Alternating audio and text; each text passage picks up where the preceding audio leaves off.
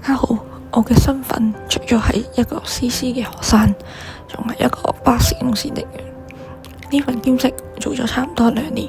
我從中學到咗好多嘢。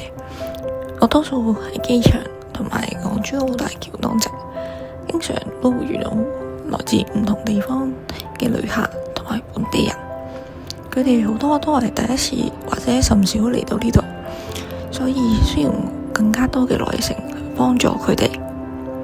喺長假期，公司為咗疏導人潮，機場前往屯門嘅路線會加開至往屯門站嘅短途班次。不過短途班次唔會喺應用程式入邊顯示，需要我哋外勤人員口頭提醒乘客。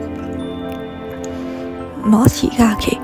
公司如常加開短途車班次，有一對年約30幾歲嘅夫婦聽到提示之後，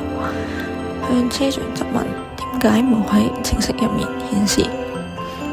車長就好唔耐煩咁答佢，呢個唔係佢嘅工作範圍。跟住男乘客指責車長態度唔好，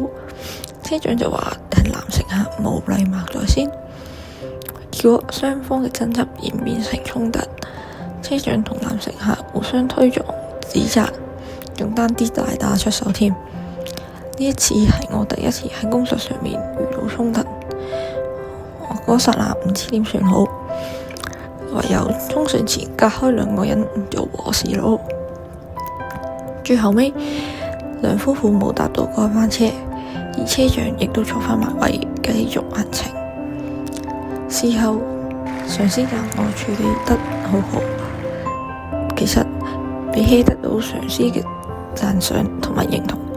我更加高興在於自己學識點樣處理同埋成功化解衝突。呢份工令到我成長咗唔少，尤其是喺 EQ 呢方面，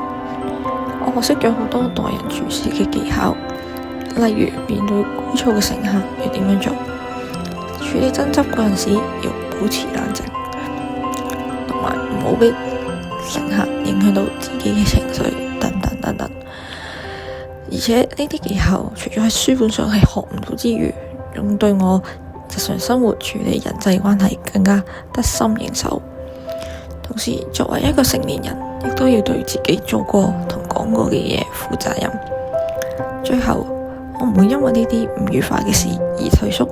反而成為推動我成長嘅力量。多謝大家。